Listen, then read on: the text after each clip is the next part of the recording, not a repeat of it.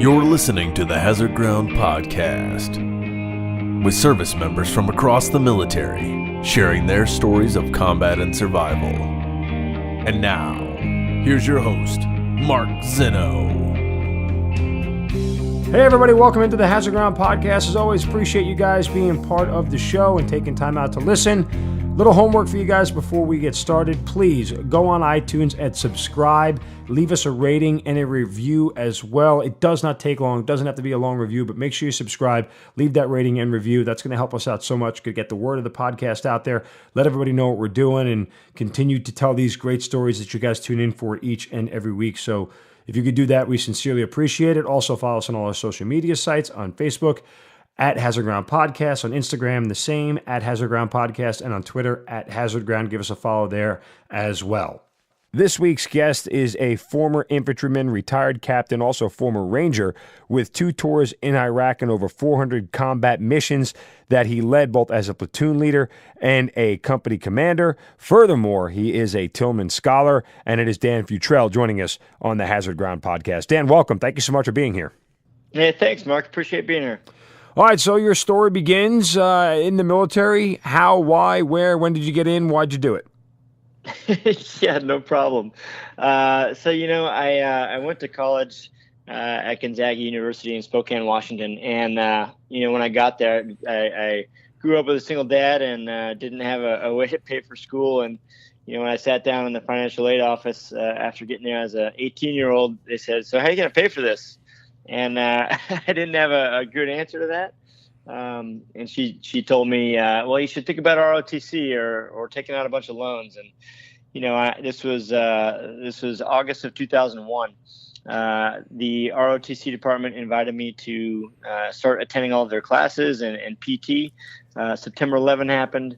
And at the end of that semester, they offered me a scholarship, and I signed up immediately. So wait a second. You started ROTC in August of 2001, and 9/11 happens. Were you like, no thanks, peace, see ya?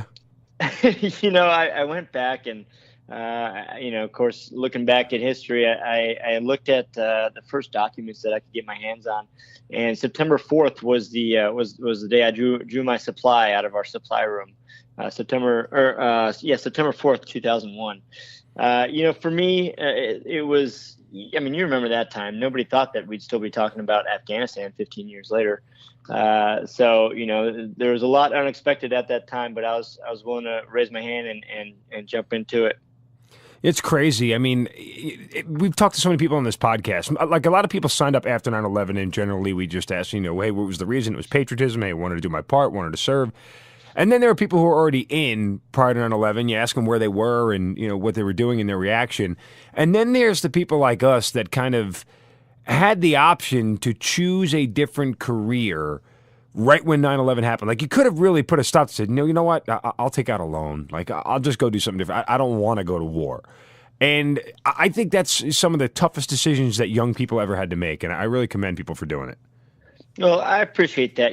For me, a lot of people have asked me, why'd you join the military? And I've got this little story about financial aid and such, and that's what got me into the door. But I tell you what, the first semester where they said come attend all of our training, I met just the best people that I had ever met. And when it came time to sign on the dotted line and commit myself, I felt good doing it because, the question I was trying to answer for myself was, do I want to work with these people? And is this interesting work? Is it, will it lead to a life of adventure? And on all counts, it was. They're great people, and they really sold it for me.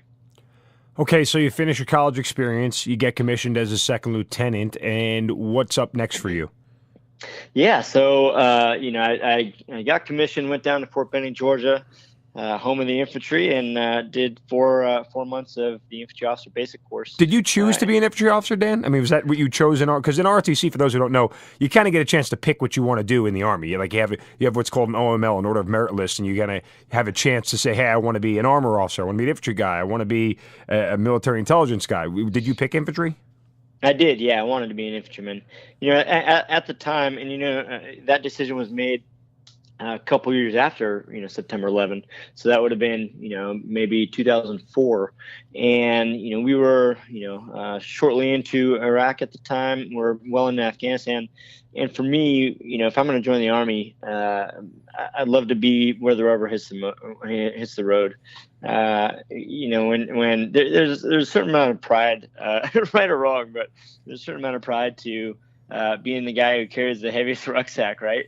And, the thing they always say about the infantry is everybody else in the Army supports the infantry. And, I to this day, I'd tell you that that's true. But, I wanted to do the hard thing that I thought that I'd be proud of later. Okay, so you head off to Fort Benning, Georgia, and you go into Ranger School immediately after that? Was that already predetermined, or you had to work your way to that? When you go through IOBC, you're either in the first class right afterwards or the second class, and I just happened to be in the first class. So started Ranger School October of 2005. Finished. I loved it so much. I did the first phase twice. Now, was that because of injury or because of what? No, that's because I was a numbskull and didn't learn enough, I guess. So, I messed up on my patrols and didn't do the right thing. I didn't show enough leadership, so they made me do it again. Fortunately, I didn't mess up so bad that they just kicked me out. So, looking back on Ranger School, was that one of the toughest experiences of your military career? It was tough. I just like any of these experiences, and you've been there. There's a level of BS to everything. There's no shortage of BS in Ranger School, but it was also hard. It's physically straining, low food, low sleep, and trying to work through interpersonal leadership challenges. It was hard. But, I was thankful to get through it, a little bit skinnier and a little bit weaker, but I was thankful to get through it for sure. So you get your Ranger tab, off to your first duty assignment. How quickly do you get to your first deployment? Well, so I when I finished Ranger School, I already knew what unit I was going to. First is the 23rd Infantry in Fort Lewis, Washington, 3-2 Striker Brigade. And, so right in your backyard, essentially. Yeah, that's right. And I knew they were going to the National Training Center, NTC, shortly after I finished Ranger School. So I drove in 3 days' time from Fort Benning, Georgia to Fort Lewis to try to ensure that I was there by the time the unit left for NTC. I got there, and as a young second lieutenant, I didn't realize how much time it takes to in-process at a post. So, just the silly administrative stuff. So I got there, missed the initial departure for NTC, but then joined midstream, and then came back after NTC and had about 3 months before deploying to Iraq. And that 3 months was, we'd already packed up our strikers, and it was going to the range, doing some shootout stuff, and packing up a bunch of Conexes before taking off in June of 2006. Did you have a platoon at that point in time? I did, yeah. Got to the battalion.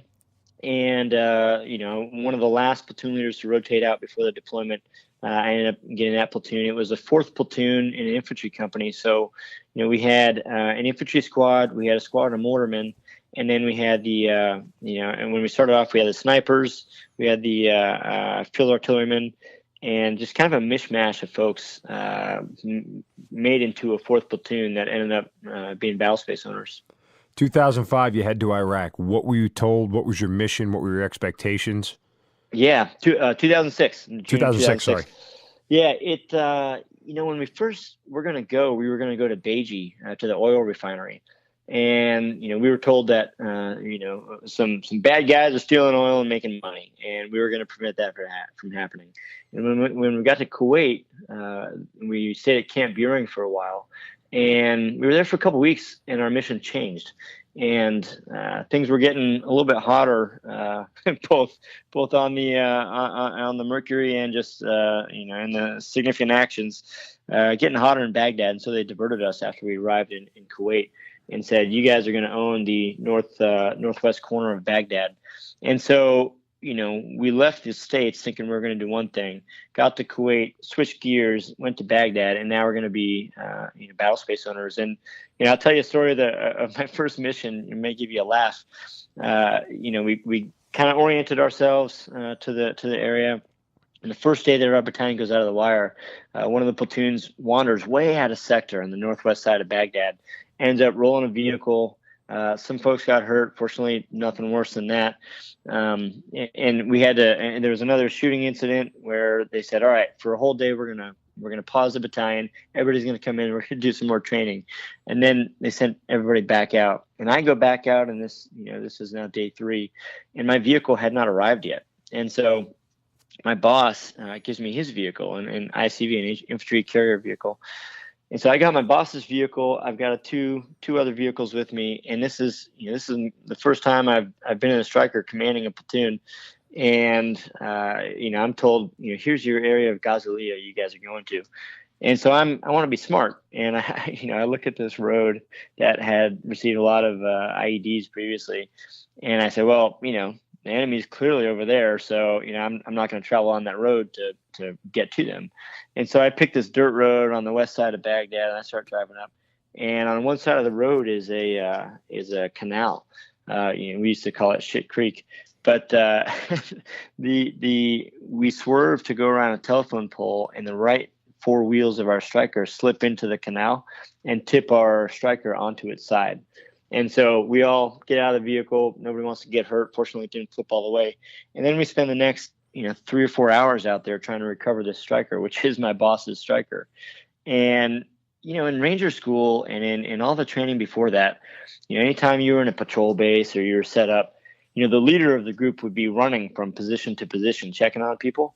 And so I'm in Baghdad, and I'm running from position to position, like, okay, you got everything you need. What do you see? Of course, we're not doing sector diagrams here, but, I'm making sure my guys have what they need and checking on them. And finally, somebody tells me, they're like, hey, sir, if you keep running around like that in 130 degree heat, you're going to pass out, and we're going to have to carry your ass home. Stop running everywhere. And it's so funny because, that's how we had trained, but it was not at all realistic. But it was good lesson learned. Vehicle was saved, and we ended up doing a couple repairs as well. Did you ever, you had to be 24, 25 years old at that point in time? Essentially still... 23. 23, okay. Yeah. Even that's my point. So you're essentially still a kid. And you're running around in Baghdad in charge of all these other young men, trying to stay alive and keep them alive. Did that ever sink into your head at that moment in time, going, God, this is unreal what I'm dealing with right now? Yeah, sure. I mean, all of it is unreal. One of the good things about the military is they end up testing out young men and women, giving them much more responsibility than you might think they're capable for. And the beautiful thing about the military is a lot of people are able to rise to it and really show some strength and some colors that otherwise in the private sector they might not get that kind of opportunity for 10 years. So I felt that for sure. You simultaneously think to yourself, I'm not sure that I'm ready for this, and you say, well, I've been training for this for the last 3, 4, 5 years. So, it's game time, get it right. And there's a lot of things you just learn along the way. When I started out, I imagined that I knew all the answers and wasn't as collaborative with my NCOs as I ought to have been. I continued down that path for a while until I got corrected by my team, and they said, hey, you need to start talking to us when you're doing your mission planning. we're part of this team. And that's the kind of thing, I should have known that earlier, but I was very thankful to have good NCOs to teach me that kind of stuff. What was your first experience in combat like for you? Not as dramatic as maybe you might think, and how you define combat is there are a lot of ways to define it, right? So, first time in a combat environment, well, sure, driving around on a road and, kind of uneventful. First time getting shot at, was on a big dirt soccer field where, it was very difficult to determine where the shot came from, and you're kind of trying to react to it, but, it's kind of a lack of clarity. First time, in an actual engagement where you know what you're doing, that gets your heart rate up a little bit higher and keeps it there. So, all of this is, it was interesting to see over the course of the deployment how some of these things that in the beginning of the deployment get your heart rate elevated, always does that, but certainly later on, you're able to just think clearly through the situation and say, okay, here's what I see, here's the situation, here's what I got to do, and here's the assets I've got at my side. And I tell you what, you don't want to be fighting against the striker platoon. Those things are great. How hard was it for you in that first moment to not like double clutch? We talk a lot on the podcast about that decision the first time you fire a round at the enemy, because everything's different from there on out. Like your entire scope of the world just changes once you pull that trigger for the first time. As a young man, was that difficult for you? Yeah, it's so interesting when you're with a group of guys who know what they're doing. That things like that kind of moment, they don't. Sometimes they can, and sometimes they don't register as kind of this emotional high or low or whatever. I would say that that moment was not as it was not as distinct. The environment that we were working in was one where our mission was not clearly defined, but essentially it was prevent the Sunnis and the Shias from killing each other, and in the process, keep yourself safe and support the Iraqi security forces. And so, when somebody starts shooting at you, on some days it's kind of a relief, because then you know what you're dealing with. You know where the enemy is. You know how to respond. On other days where you just get a pot shot or two, or you're avoiding IEDs, those are the days that are more frustrating than an actual firefight, because it's like you're fighting an enemy that you can't see, and you're playing a chess game. So in some instances, somebody actually shooting at you is a little bit of a relief. No, I can understand that. And a lot of times training kicks in. A lot of times you don't have to think, but there are moments where, at least from personal experience, I know, there are moments where you pause for a split second and you just try to evaluate the situation in a moment. And it's a very small moment, but there's a lot of thinking that goes on, and it's different for everybody and on how they react to it. What was it like for you on that first deployment when somebody was hurt or killed in combat?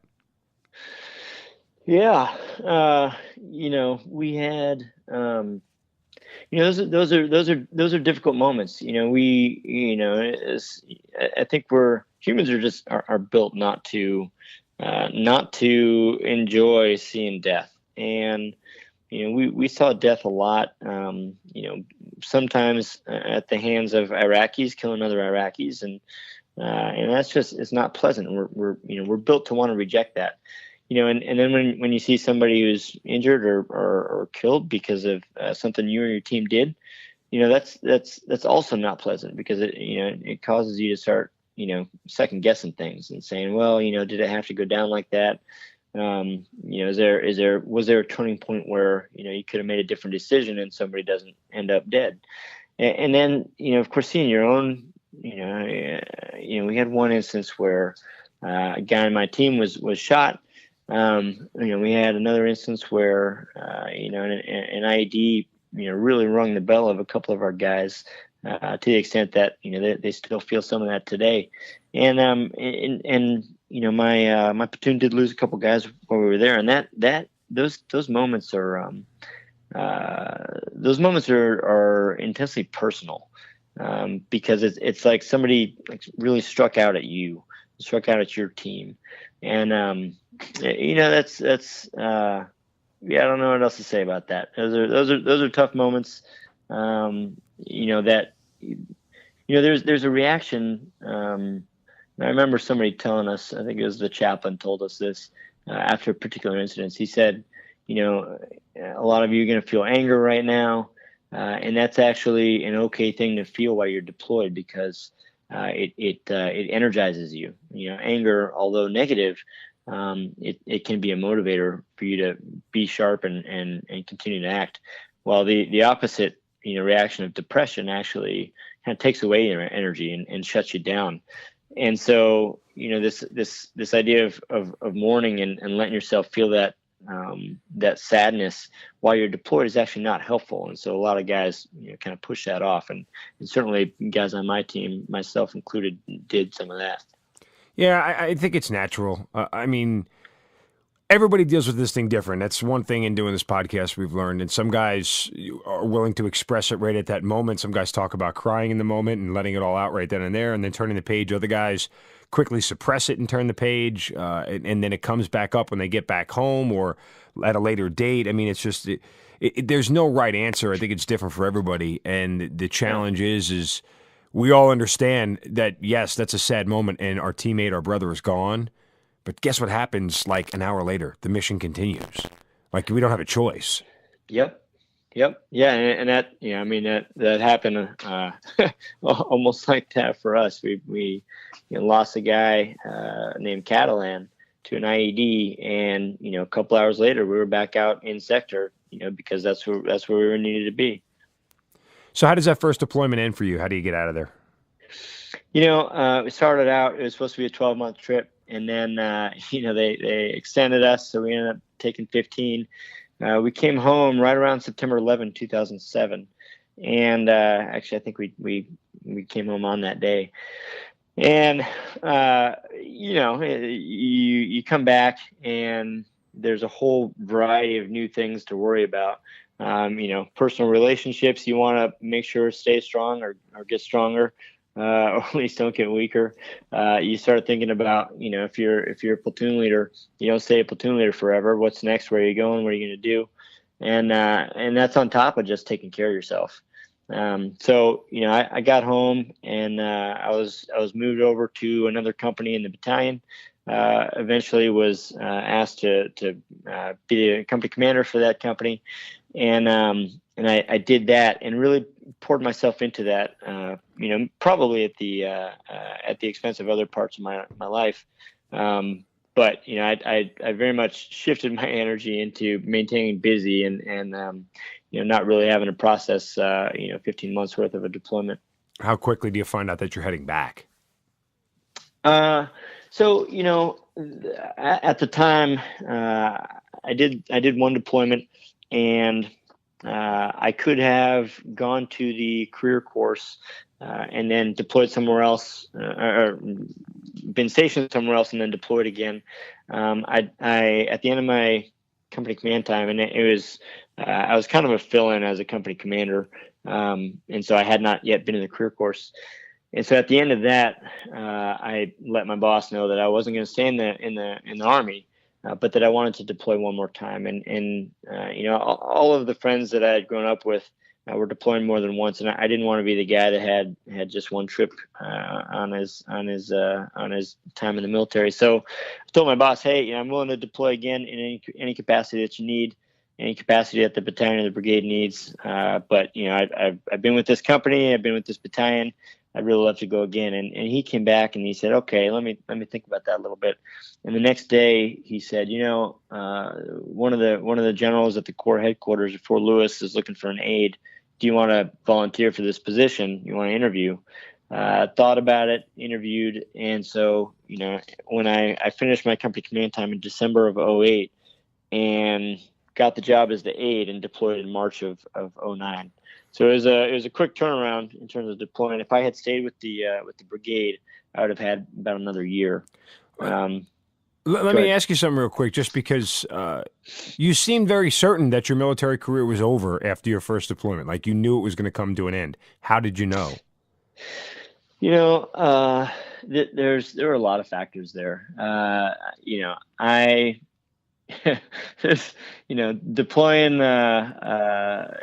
Deploying to Baghdad and seeing how, at least at the time, how decision making happened.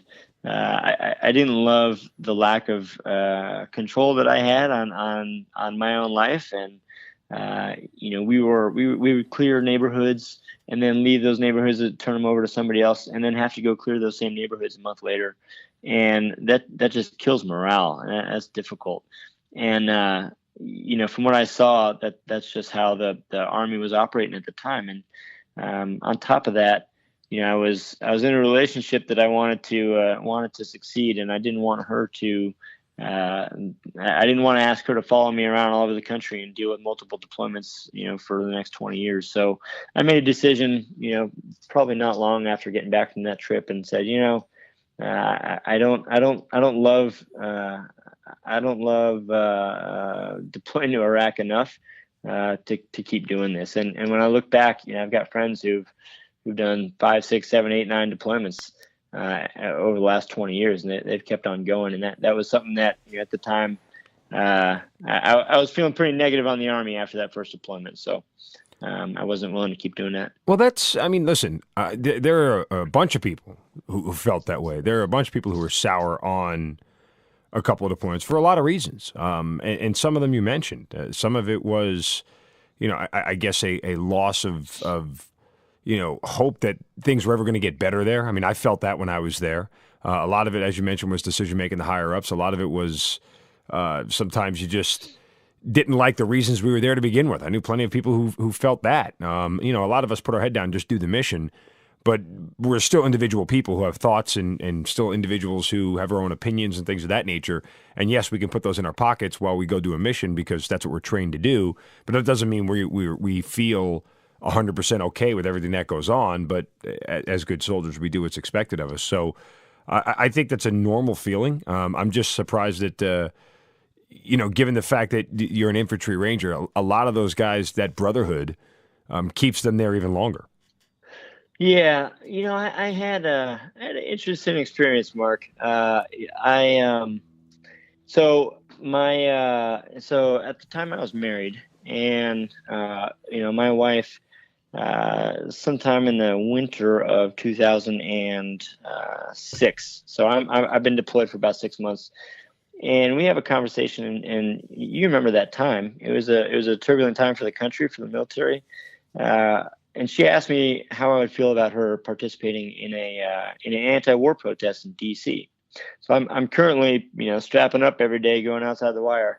And she asked me how I feel about her going to an anti-war protest. And, that was an interesting conversation. I ultimately said I don't have a problem with it, but had a couple conditions. I didn't want to be made to feel bad when I got home about something I had done. I was trying to look for the good in what I was doing. I didn't want her to contact my chain of command. We had at the time some spouses had done that, and that's just a train wreck. And I didn't want her to be a leader in this movement. Sure, it's one thing to go participate. It's another thing to take a leadership role in this thing. And she ended up going, and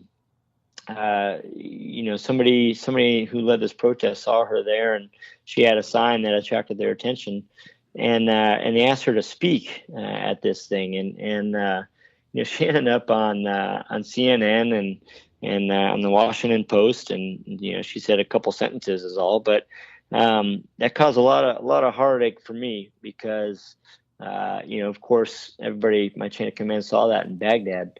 And I got a little talking to from my boss, the company commander.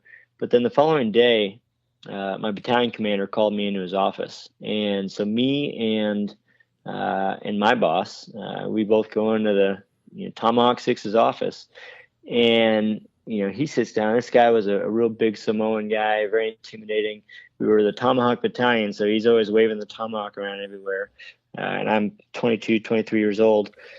And, he continues to, kind of browbeat me about my support for the war, my support for the president, and essentially tells me that, at the time, my wife's effort led to the deaths of his men because the protest was seeking to end funding for the war. Ending funding for the war meant less protective equipment for our troops, and that meant that his soldiers would die. And so therefore, my wife participating in this thing was directly leading to the deaths of his men.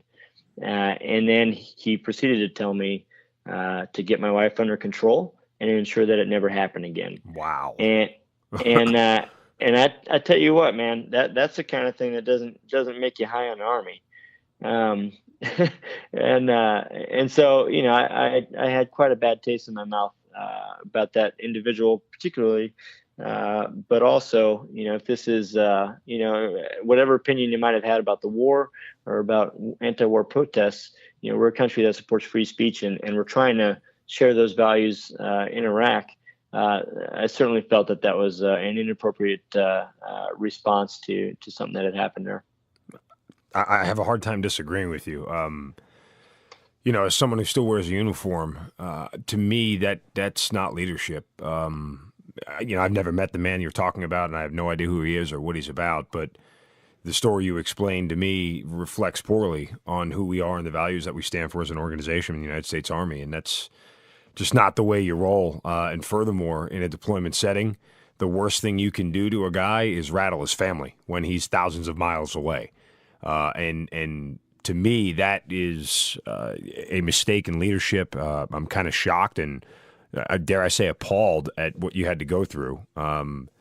Your wife was doing something that American citizens do all the time, and it's 2017 now, and we just watched an NFL season go by where a guy protested the national anthem, and it caused a national uproar. I mean, there's nothing more American than what they're doing, and I would feel equally as disappointed in the military if that had happened to me. So I certainly have the empathy for you there, but yet you still decide to go back to a second deployment, and you do it as a general's aide, which for the civilians listening is not exactly a glorious job. You're basically a secretary. You literally are a Crockett, get the boss a coffee kind of guy. Like literally, that's what you're doing. So why would you take that job to deploy of all things? That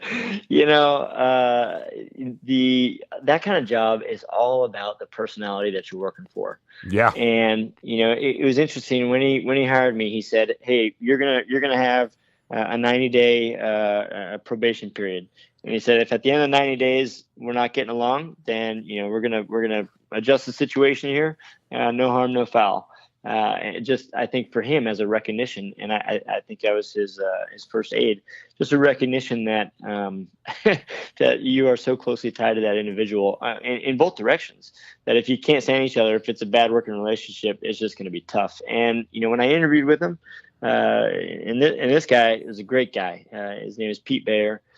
He was the First Corps Chief of Staff. Ended up getting a 2nd star before taking off out of the Army. But he was just incredibly smart. I thought that I could learn a lot from the guy. And on top of that, I spent 15 months looking up the chain of command thinking, what the hell is going on up there? I then had an opportunity to be in the room when large theater-wide decisions were being made, and to understand, how that would trickle down to somebody who's walking the streets. And I was eager to have that experience and learn from this guy, and I learned quite a bit. What was the most eye-opening thing that you saw in those meetings that made you go, wow? Oh my gosh, that's a good question. There's so much that's interesting at that level. We were working for a guy, Chuck Jacoby, who he was incredibly intelligent. And, the thing that impressed me most, there were always silly little kind of politicky kind of stuff in between the generals, which was just interesting to see. But, it's so incredible to watch these men and women who were just really, really competent. And you had majors and lieutenant colonels who, by the way, at the time, I'm a fairly new captain. You had these majors and lieutenant colonels who were busting their ass day in and day out. There's one Marine major who, that guy was, he and I would always be working late into the night, and he was so smart and on the ball with everything.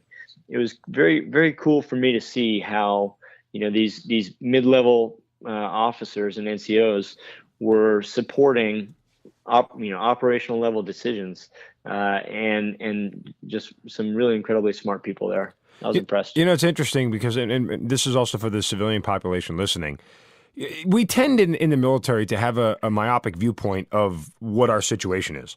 Like, we get tunnel vision because it's all we know. Mm-hmm. And when orders come down, whether they make sense or not, we grumble about them and say, this is stupid. Why are we doing this? But yet, again, as I mentioned before, we just go out and do it without a real general understanding of why sometimes.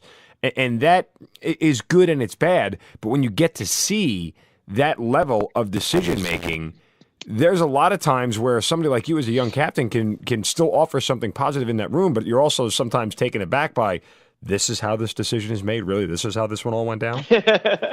Yeah, well, it's interesting too. Like, my boss at the time, over the course of 12 months, signed $15 billion of joint facility.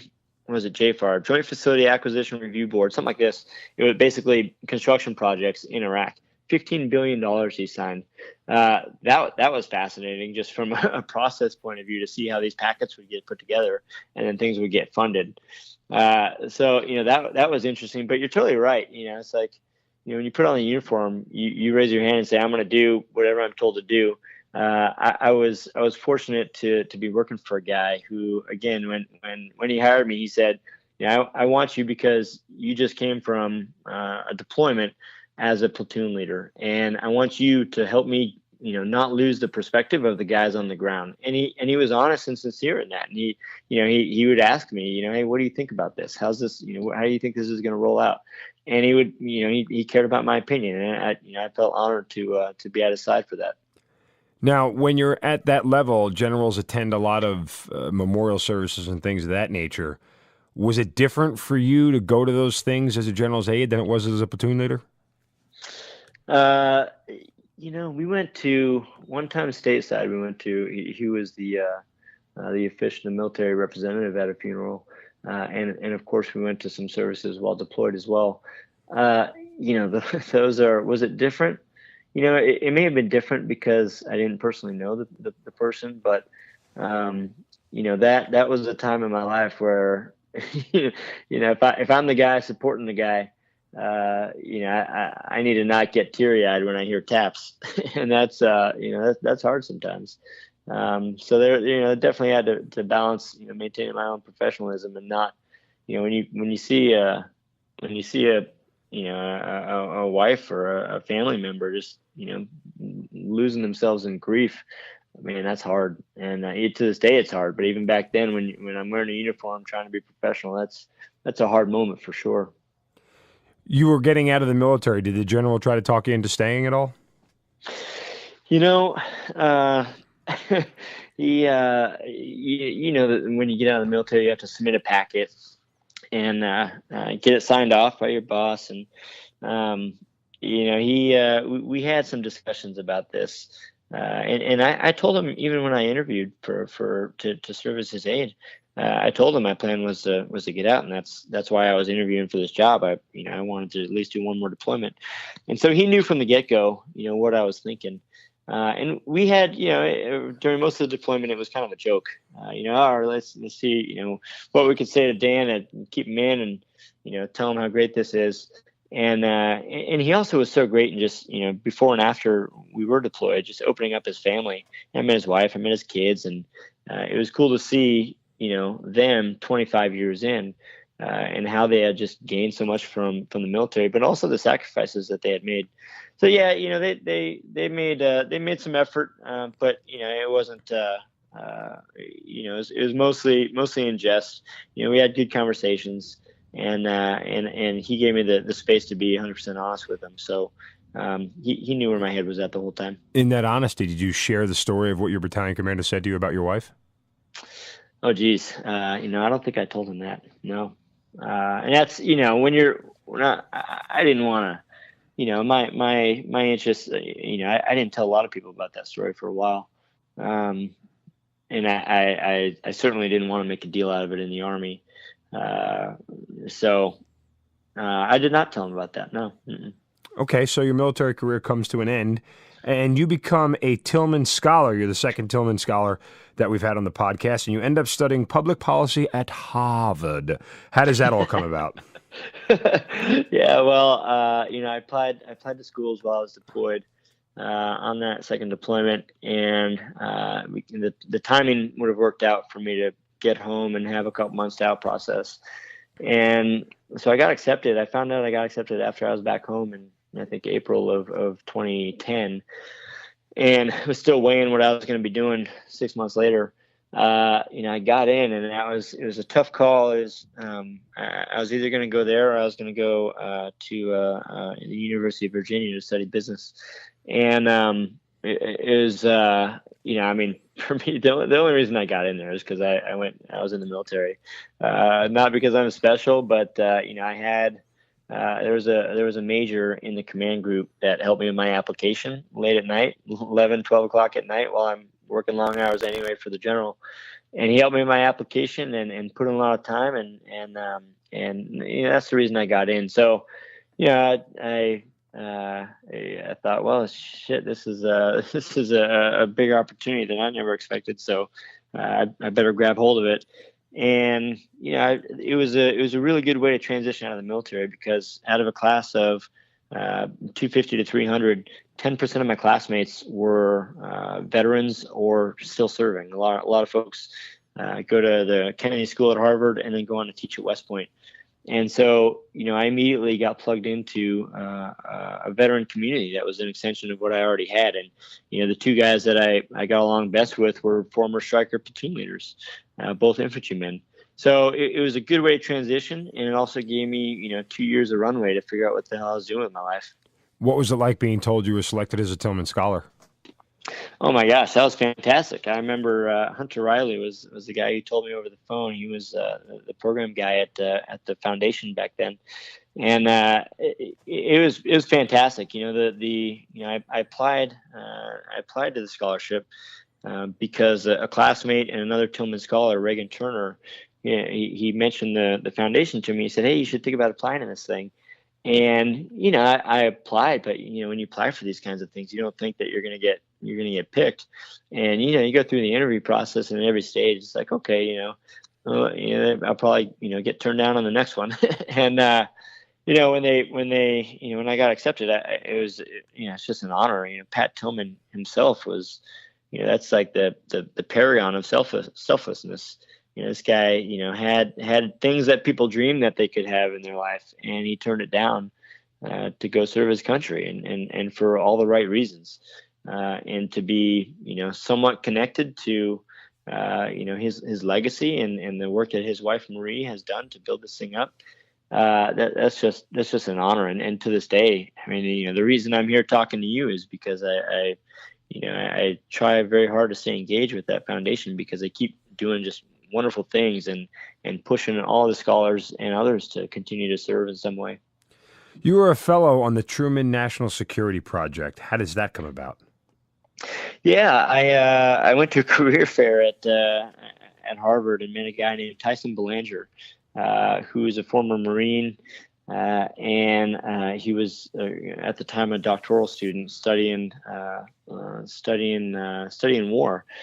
And he was part of the Truman Project. The Truman Project, for those who don't know, it's a 501c3 and a 501c4, focused on progressive values and national security. So, at the time, the thing that was a big topic was, maybe the United States should use less oil and we'll be a little more safe, or we shouldn't torture people because it actually makes us less secure.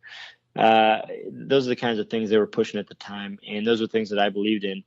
And so, again, kind of right place, right time. Tyson Belanger convinced me to apply for this thing, and I got invited to be a part of the group.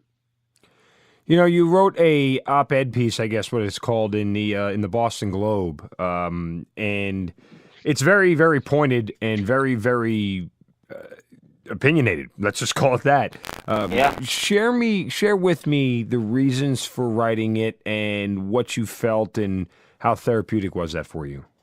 This is the 10 years later article. Yes. Yeah. For me, 10 years after we had started war in Iraq, it's kind of a milestone for our country. And in 2013, we were still there. And for me, I was maybe just feeling a little reflective and tried to write down my thoughts. But there's you say it's rather opinionated. The history is gonna have a say in should we have gone to Iraq or not. And when I was there, I didn't care because it didn't matter. I had a platoon to look after, and I had a job to do. And so I didn't think a ton about should we be here. And in fact, when people asked me, I said, it doesn't really matter. I know what I'm going to do. And on top of that, at the time, Saddam Hussein was at the time where people were asking me this, Saddam Hussein was still out there, and my answer to them was, he's not doing good on his people, so I'm all right with this. In hindsight, my opinion has grown to say that I'm not sure that we did enough before March of 2003 to prevent war, and as a country, and even when we kicked off Operation Iraqi Freedom, the country is very divided on whether or not we ought to do it. And you have the whole weapons of mass destruction thing, which is a whole separate thing. But for me, the lesson that I took out of this was that we gotta stay engaged. For me, I have to stay engaged because I don't know what the next Iraq is that our commander in chief or an administration or somebody might say is worth losing lives for. And on top of that, and you probably saw this reflected in my thoughts about anti-war protests. A lot of the people who in late 2002, early 2003, a lot of the people who said, "Hey, maybe we shouldn't be going to Iraq," the tactic there was to cast them as being unpatriotic. You don't love this country enough. You don't care about this country enough. You're unpatriotic because they're suggesting that maybe we shouldn't be taking on this effort. My answer is quite the opposite. If you're engaged in this country, you should be, putting everybody to the test before we commit somebody's life. I know, at least a dozen people who lost their lives in Iraq. If you zoom out and say, was it worth it to lose almost 4,500 lives? And that's just Americans, not to mention Iraqis. And this is, again, regardless of politics. I'm not sure that it was. I'm not sure that we did everything we could to avoid conflict before we crossed the burn. So that's something that's definitely going to stick with me, and I hope we're never in a situation where that matters. But that's something that's going to stick with me. It's protesting is not unpatriotic, and we all have an obligation to stay engaged in this kind of stuff, know what's going on, and have an opinion. Well, Dan, you've certainly done the military proud. You've done yourself proud. I mean, look at all you've accomplished. And, I'm always pleased and always happy to see vets who are making a difference after their military career is over. Because there are so many vets out there who have so much to offer and so much to give and are not getting the opportunities that they need, want, or deserve. And the fact that you have made the most of it as a Tillman scholar and, Harvard and everything else is just, it's unreal. I'm just proud that you've done everything that you've done and, that we wore the same uniform and, proud to know you, brother. I appreciate that, Mark. Some of the stuff that I try to stay involved in now, almost, when I left the military, and I don't know if you're still serving, so I don't suspect that you share this thought, but, maybe for a deployment or two, but when I left the military, I didn't feel like I had done a lot. I deployed twice, 27 months in Iraq, and I didn't feel like I had done a lot. And it certainly didn't match with my expectations going in. I thought, I'm going to be on the right side of the fight. I'm going to be doing good things. And while I can point to good things that we did, on the street in Baghdad, helping people with whatever they needed, I didn't feel overall that I had done good. And so, the stuff that I try to stay involved in now is because I still feel like I'm kind of making up for that. I want to be able to look back and say I did something worthwhile. So still working on it. Well, listen, brother, you're off to a great start, man, and we certainly appreciate your time and you coming on the podcast and being part of what we have going here, and we wish you nothing but the best of luck in the future. Thanks, Mark. I really appreciate it. You've been listening to the Hazard Ground Podcast, hosted by Mark Zeno and produced by Matt Pasquarella. If you have an interesting story to tell and you'd like to be on the show, send us an email at hazardgroundpodcast@gmail.com.